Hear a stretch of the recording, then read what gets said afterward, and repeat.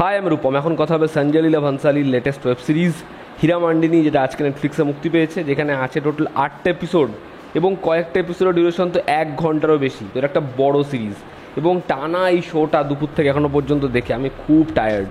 তো কেমন লাগলো এই শোটা? আমি একটা প্রশ্ন দেখে খুব অবাক, যে লোকে বলছে এই শোটা কি গ্লোরিফাই করছে, এই শোটা কেন হচ্ছে, শোটা কি গল্প বলছে। তাদের জন্য আমার প্রশ্ন, তারা মির্চ মশালা বা মান্ডি এই কাল্ট ক্লাসিক ছবিগুলো দেখেনি?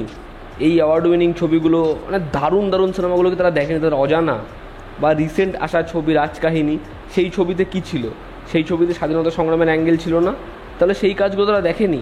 আজকে সঞ্জয় লীলা ভান্সালির এই শোটা আসলে কেন? তো প্রশ্ন। আমরা যদি এই শোটা নিয়ে আলোচনা করি, এখানে গল্পটা জাস্ট একটু করে বলবো।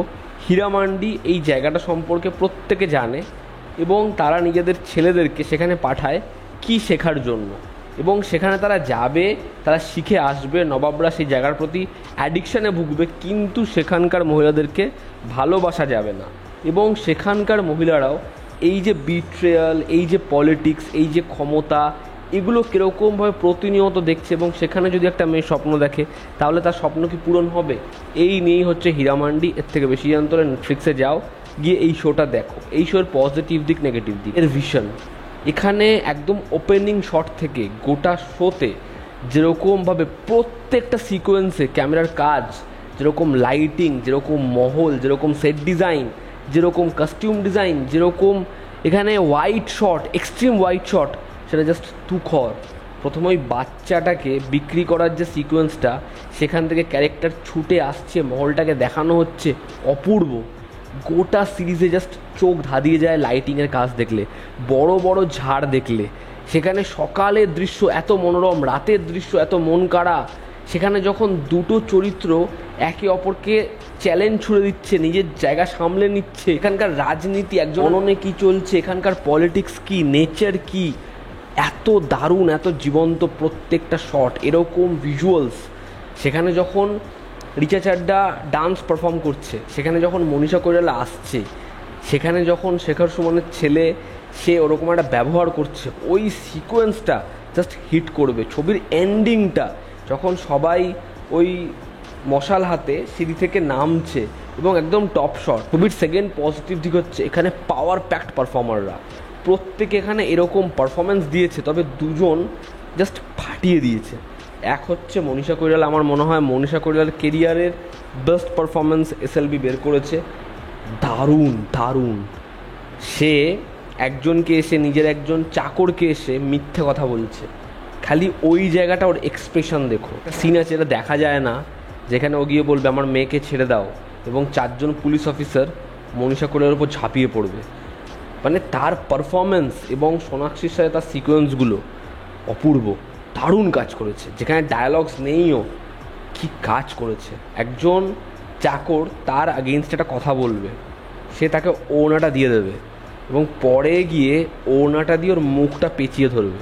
ওই সিকোয়েন্সগুলোয় অভিনয় দেখো। সেকেন্ড বেস্ট হচ্ছে এখানে সোনাক্ষী সিনহা। সোনাক্ষী এত দারুণ একজন পারফর্মার, এবং কীভাবে এদেরকে বলিউড ইউজ করেনি এই শোটা দেখলে বোঝা যায়। একদম ওপেনিং সিনে যখন সে নিজের বোনের বাচ্চাটা বিক্রি করে দিয়ে ওই স্টেটমেন্টটা রাখবে না, পুরো হলে যদি এই সিনেমাটা আসতো লোকে সিটি দিত, হাততালি দিত। আদিতি রয় হ্যাদারি এত সুন্দর তাকে দেখতে লাগে, এত অ্যাট্রাকটিভ, এত ভালো কাজ করেছে। এবং শেষের জায়গাটা কি দারুণ। এখানে যে মনীষা কৈরালার মেয়ের চরিত্র অভিনয় করেছে, খুব ভালো লেগেছে তাকে।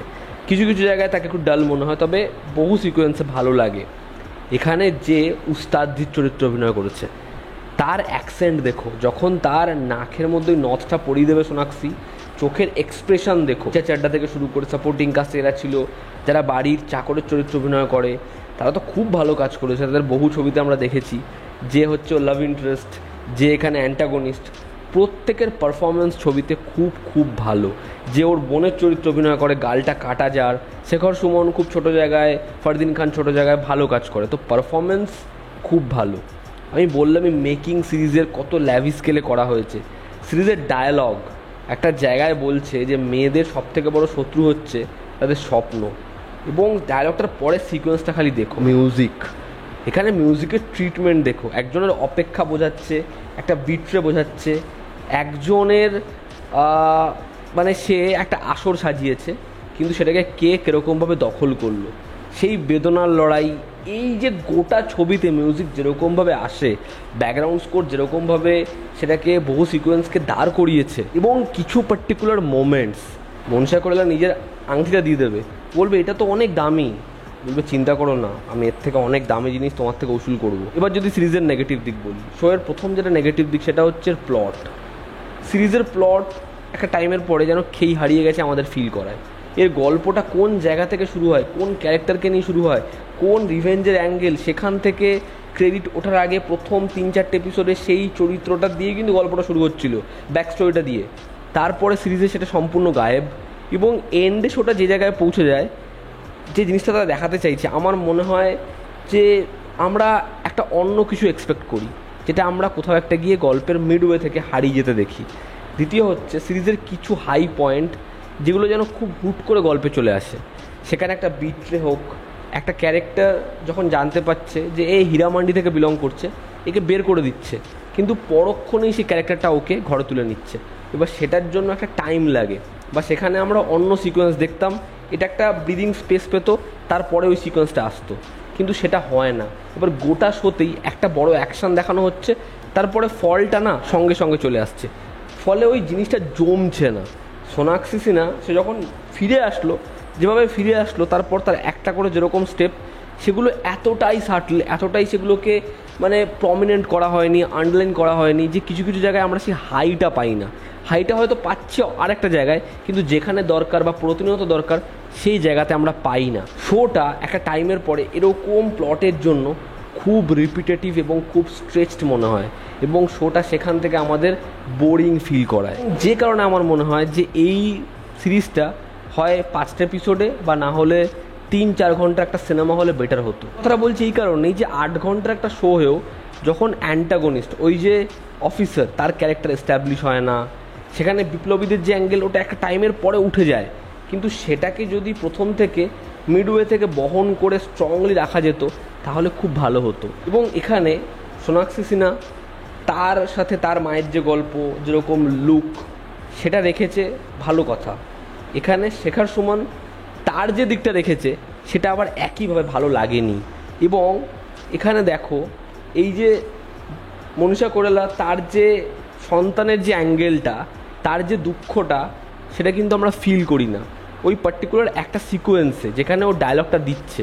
তো যেমন বহু জায়গাতে ইমোশনাল পয়েন্টটা ওয়ার্ক করছে, আবার এরকম কিছু কিছু জায়গা আছে যেখানে এই ইমোশনাল পয়েন্টগুলো ওয়ার্ক করছে না। তার কারণ হচ্ছে এতগুলো তারা পয়েন্ট দিয়েছে, যেই কারণে এই এতগুলো সাবপ্লটের জন্য কিছু কিছু সাবপ্লট খুব দুর্বল হয়ে যায়। এখানে একটা লাভ অ্যাঙ্গেল রয়েছে, সেটা না খুবই হাফ বেকড, এবং সেখানে বাবার ক্যারেক্টারটা যেরকম জিনিসপত্র করবে, তারপরে তার কান্নার যে জায়গাটা, মানে সেই জিনিসপত্রগুলো আমাদের খুব স্যাচুরেটেড এবং খুব টানা মনে হয়, যে ক্যারেক্টারের মোটিভ বোঝা যায় না। তারপর হচ্ছে এখানে যেহেতু 1-to-1 কনভারসেশন হচ্ছে, আপনি গাঙ্গুবাই কাঠিয়াওয়াড়ি দেখবেন আলিয়া ভাটকে খুব টর্চার করে গেছে, অজয় দেবগন আসছে মাসিয়া হয়, একটা হাই সিকোয়েন্স, বিজয়রাজ আসছে, একটা লো সিকোয়েন্স, ধাপধাপ করে উঠছে পড়ছে। এখানে ওরকম নেই, এখানে জিনিসপত্রগুলো ভীষণ সাটল, সেখানে কনভারসেশন হয়েই যাচ্ছে, ফলত সেগুলো না ভীষণ এক জায়গায় ঘুরছে বলে মনে হয়। এবং 5 নম্বর এপিসোড থেকে 7 নম্বর এপিসোড, ইভেন 4 নম্বর এপিসোডেও আমাদের মনে হয় খুব বোরিং, এবং সেখানে গল্পটা এগোচ্ছে না জাস্ট, এবং 8 নম্বরে হুড়ুর করে এগিয়ে গেল। তো কোথাও একটা গিয়ে সেটা খুব রিপিটেটিভ, খুব এক জায়গায় ঘুরছে, এবং স্ক্রিন প্লে খুব ঢিলে মনে হয় আমাদের ওই পার্টিকুলার 3টে এপিসোডে। ওভারঅল হীরামান্ডি দেখার পর আমার রিয়াকশন মিক্সড। আমার জন্য এটা একটা ঠিকঠাক সিরিজ। এর look and feel, production value, আর্টের কাজ, পারফরমেন্স দারুণ, কিন্তু উল্টো দিকে এর গল্প, ডিউরেশন এরকম চুইংগামের মতো ইলংগেট করা, যে কারণে আমার জন্য এই শোটা ঠিকঠাক একটা সিরিজ। এটার থেকে আমার এক্সপেকটেশন হয়তো আরও বেশি ছিল, তবে এটা কখনোই একটা খারাপ সিরিজ নয়। তো এই ছিল আমার রিয়াকশন। তোমাদের কি অভিমত জানিও, জনতা আমাদের পাশে আছে। আবার দেখা হচ্ছে। Love you all, stay bye, take care.